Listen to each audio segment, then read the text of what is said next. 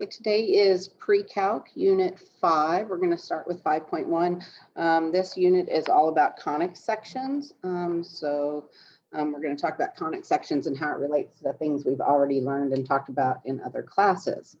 So I want you to imagine two lines intersecting at a point V. So if you have two lines that are intersecting at a point V, right there, okay, with one line revolved around the other. So this one line is going to start spinning around the other line. Okay, that's going to create two cones.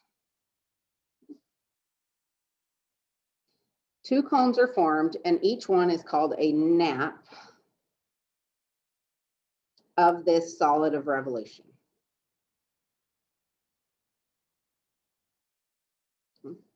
So it's creating a cone, okay, and the cone is a solid of revolution. Okay, the point B is the vertex.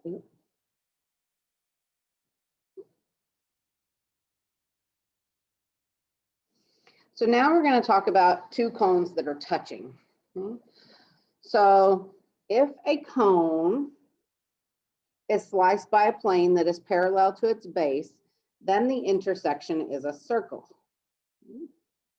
So if we just have one cone or two cones, it doesn't matter, and it's sliced, and this doesn't show parallel to the base. I don't know why, but if it's sliced parallel to the base, okay, then a circle is formed right there. So the further the plane is from the vertex, the bigger the circle will be. Okay? Because as this circle moves up, you know, that radius gets bigger. It gets closer to whatever the top of the cone is.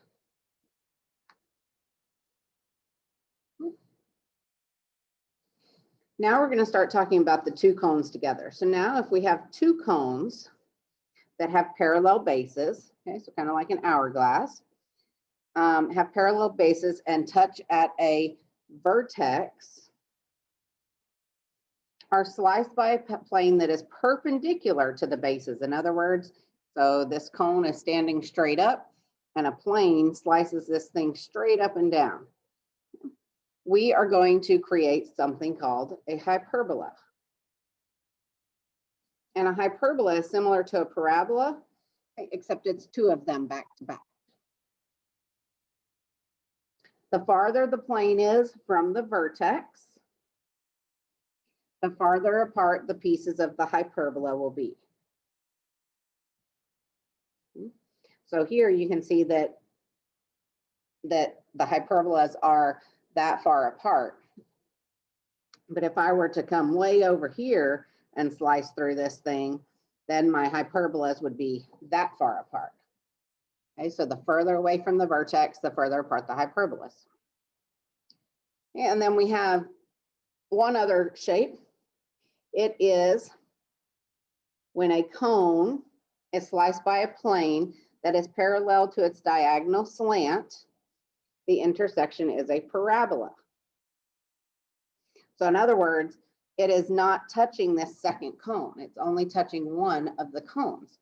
But the same thing here, we can move this in and out to make it change where it's located. There are an infinite number of parabolas that can be formed. So we're going to be talking about circles, ellipses, which are just stretched circles, hyperbolas, and parabolas in this chapter.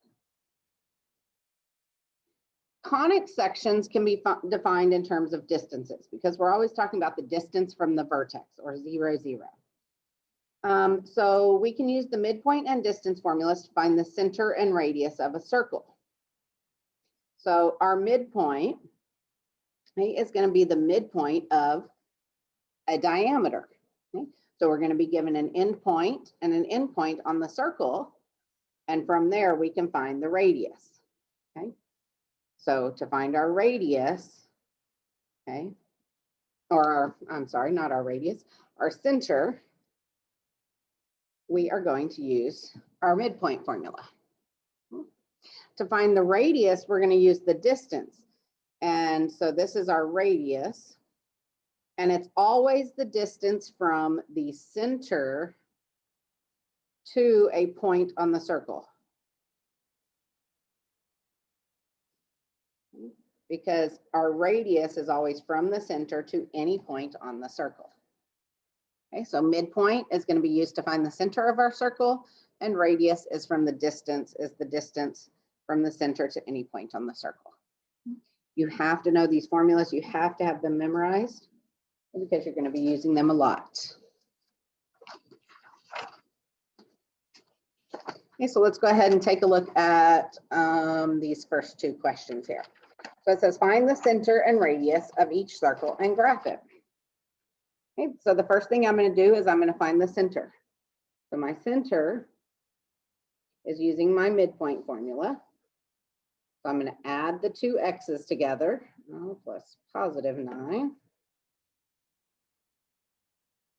divided by 2. So it's an average of the x's and an average of the y's. So 7 plus negative 1 divided by 2. So that's going to give me 12 over 2, which is 6, and 6 over 2, which is 3. So that is my center. So down here on my graph, I could go on ahead and graph the center at 6, 3. And now I need to find my radius. My radius is using my distance formula. So I'm going to do x2 minus x1 squared plus y2 minus y1 squared. So that's going to give me 36. 9 minus 3 is 6 squared. Negative 8 squared is positive 64. You should never get a negative number, okay, when you square these. Remember your rules. So that's the square root of 100, which is 10. So my radius is 10. And let's double check to make sure I didn't do anything weird. All right, so now I can go on ahead and I can graph this thing. So I would be going 10 in every direction. So from 6, it would be, oh, what did I do wrong? Does anyone see? I was wondering why it wasn't going to fit on my graph. So I, like many other people do, did not use my center. I used these 2 points. Okay? So I need to use my center and one of these 2 points. It doesn't matter which two. That'll make it nicer. All right, so let's do 6 minus 3 squared plus 3 minus 7 squared. And then this one will be able to fit on my graph. All right, so 3 squared is 9. 4 squared is 16. That's going to be the square root of 25. Okay, so my radius now is 5. There we go. That's better. So 6, 3. So now I can do a radius of 5.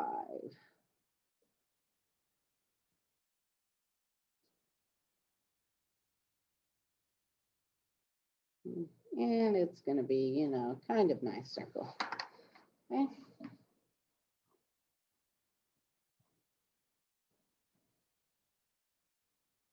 All right, so let's go on ahead and let's take a look at the next problem now. So it's talking about a diameter with these 2 endpoints. So the first thing I need to do is I need to find my center. And remember, I'm going to use my midpoint formula. I'm going to find the average of the x's, 5 plus 0 divided by 2. And the average of the y's, so 4 plus negative 8 divided by 2. And I get, let's see, 5 divided by 2 is 2.5.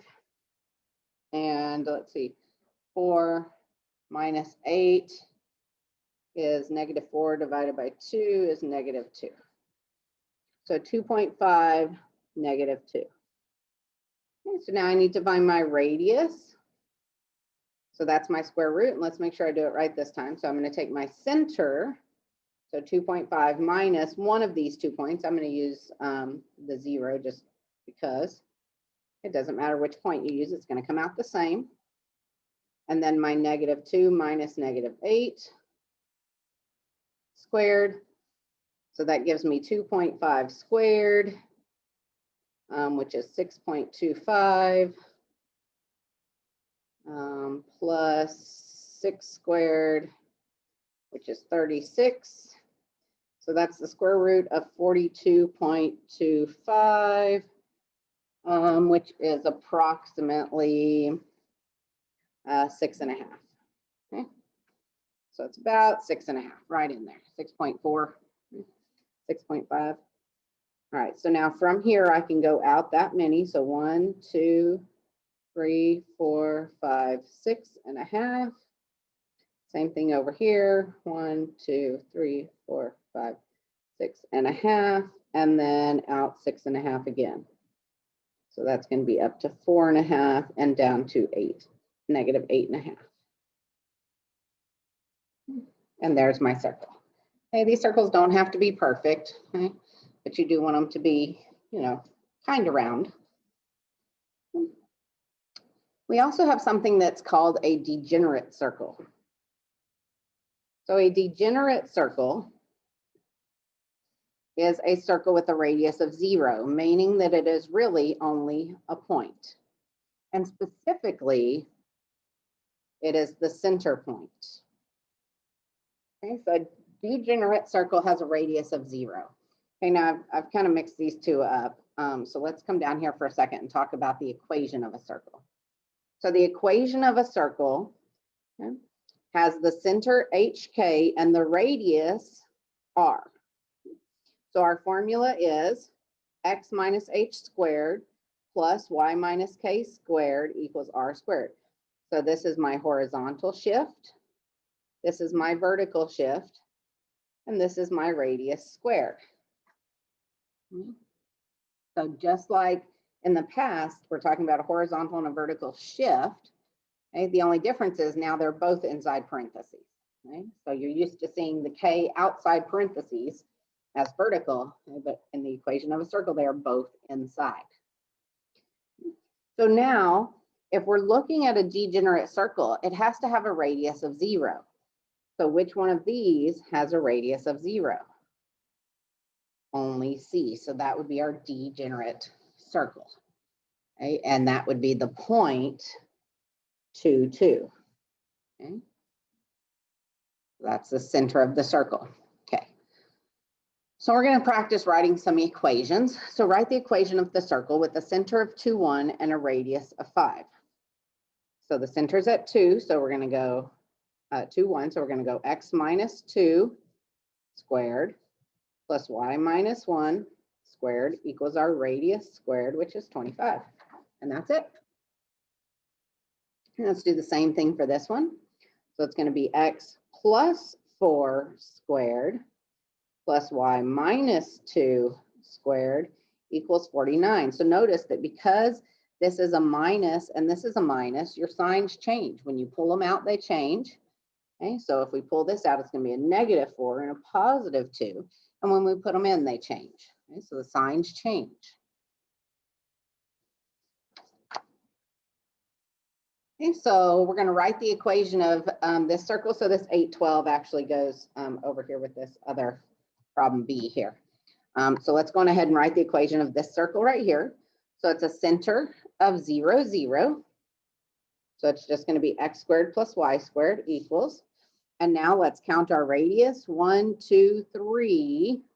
Oh, but be careful and pay attention. This is one of the most common things I see. Notice that this is a 2 and a 4 and a 6. So our radius is not 3, it's 6. You have to pay attention to what each of these dashes stand for. So 6 squared, which is 36. Okay, so this next one, we have a center of 2, 4. So it's going to be x minus 2 squared plus y minus 4 squared equals our radius squared. Well, we're given a center and a point, so we need to find our radius.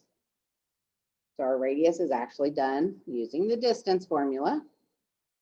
So we're going to do 8 minus 2 squared plus 12 minus 4 squared. So 8 minus 2 is 6 squared plus 8 squared equals the square root of 100. And really, we want radius squared, so we don't even have to take the square root of it. We know that it's 100. Okay, so that's the formula we're looking for. Okay, so if you were here, you're going to do the 5-1 worksheet. If you were not here, you're going to do the 5-1-3 quiz. And then we also did 5.2 today, so you're going to need to do that also. See you guys next time.